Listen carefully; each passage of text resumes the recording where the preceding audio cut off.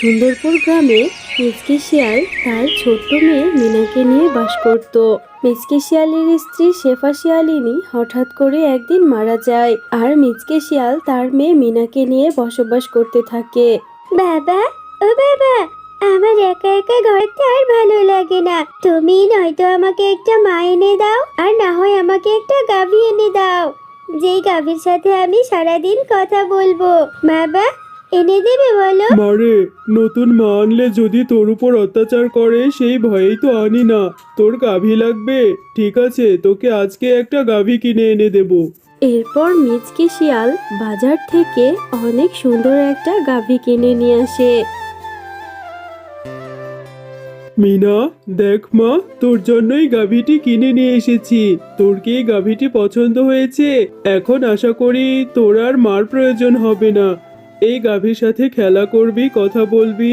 হ্যাঁ বাবা, গাভীটি আমার ভীষণ পছন্দ হয়েছে। গাভীটির নাম আমি রেখেছি লালি।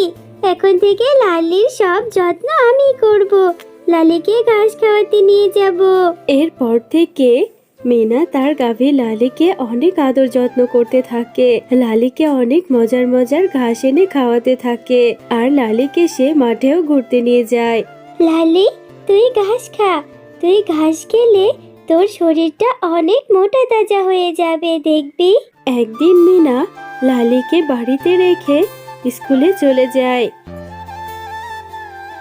এরপর মিনা স্কুলে চলে যাওয়ার পর লালি ছুট পেয়ে সারা বাড়িতে গোবর ফেলতে থাকে, আর গোবর ফেলে পুরো বাড়ি ভরে ফেলে। এরপর লালি ছুট পেয়ে সে গ্রামে চলে যায়, আর সব জায়গা দিয়েই গোবর ফেলতে থাকে। এভাবে লালি গোবর ফেলতে ফেলতে সে জমিদার বাড়ির দিকে চলে যায়, আর জমিদার বাড়ির উঠোনে অনেক গোবর ফেলতে থাকে। আর গোবর ফেলতে ফেলতে জমিদার বাড়ির পাশে থাকা জমিদারের বউয়ের সবজি বাগানে গিয়ে গোবর ফেলতে থাকে। এমন সময় জমিদারের বউ তার সবজি বাগানে চলে আসে, আর লালিকে অনেক জোরে জোরে মারতে থাকে। আরে আরে, এই হারামজাদি গরু, তোর তো সাহস কম না! আমার সবজি বাগানে এসে সবজি নষ্ট করছিস, আবার গোবর ফেলেছিস। আজকে তোকে আমি মেরেই ফেলবো। কি, লালিকে তো আমি গোয়াল ঘরে বেঁধে রেখে গেছিলাম। লালি কোথায় গেল? আমাকে এক্ষুনি লালিকে খুঁজতে হবে। এরপর মিনা লালিকে খুঁজতে খুঁজতে জমিদার বাড়ির সবজি বাগানে চলে যায়। কাকিমা, তুমি আমার লালিকে এভাবে মেরো না। লালিকে এভাবে মারলে আমার ভীষণ কষ্ট হয়। লালি তোমার কি করেছে? আমি তোমার সব গোবর পরিষ্কার করে দেব। এই মিনা, আজকের মতো ছেড়ে দিচ্ছি। তোর এই দুষ্টু গাভীকে নিয়ে যা বলছি, আর কখনো যেন আবার বাড়ির আশেপাশে না দেখি, না হলে কিন্তু তোর গাভীকে মেরে ফেলবো। এভাবে বেশ কিছুদিন কেটে যায়, আর কিছুদিন পর মিনাদের বাড়িতে একটা চিঠি আসে। বাবা, শহর থেকে চিঠি এসেছে। আমাদের মুন্নিয়াপুর বিয়ে। মুন্নিয়াপুর বিয়েতে আমরা সাথে করে লালিকেও নিয়ে যাব। অনেক মজা করব, তাই না বাবা? হ্যাঁ রে মা, তাই তো দেখছি। মুন্নির বিয়েতে তো যেতেই হবে, কিন্তু লালিকে কি করে নিয়ে যাব? আমরা তো গাড়িতে চড়ে যাব। লালিকে তো গাড়িতে নেওয়া যাবে না, লালিকে বাড়িতেই রেখে যেতে হবে। বাবা তো বলল লালিকে নিয়ে যাওয়া যাবে না। তাহলে আমি লালির জন্য কিছু ঘাস কেটে লালিকে গোয়াল ঘরের মধ্যে রেখে যাই। লালি, আমি গোয়াল ঘরে অনেক অনেক ঘাস কেটে রেখে গেছি। তুই কিন্তু কোথাও যাবি না। তুই পেট ভরে ঘাসকে গোয়াল ঘরেই বসে থাকবি। আমরা তাড়াতাড়ি বিয়ের দাওয়াত খেয়ে চলে আসবো। এরপর মিনা লালিকে গোয়াল ঘরে রেখে মিনার তার বাবা শহরে বেড়াতে চলে যায়। মিনারা বাড়ি থেকে বেরিয়ে যাওয়ার পর লালি গোয়াল ঘর থেকে বেরিয়ে পড়ে। এরপর লালি আবারও গ্রামের রাস্তা দিয়ে গোবর ফেলতে থাকে, আর সে গোবর ফেলতে ফেলতে আবারও জমিদার বাড়িতে চলে যায়, আর জমিদার বাড়িতে গিয়ে জমিদারের বউয়ের ঘরের মধ্যে ঢুকে পড়ে। এরপর জমিদারের বউয়ের ঘরের মধ্যে ঢুকে লালি গোবর ফেলতে থাকে। জমিদারের বউ ঘুমিয়েছিল, তার মুখের উপর গোবর পড়তেই সে ঘুম থেকে যায়। আরে আরে, এই দুষ্টু গাভী দেখছি আজ আমার ঘরের মধ্যে ঢুকে পড়েছে। কে কোথায় আছো? এই দুষ্টু গাভী, যা এক্ষুনি বেরিয়ে যা বলছি। ওগো দেখো না, এই হারামজাদা গাভী, তোর তো অনেক সাহস বেড়েছে।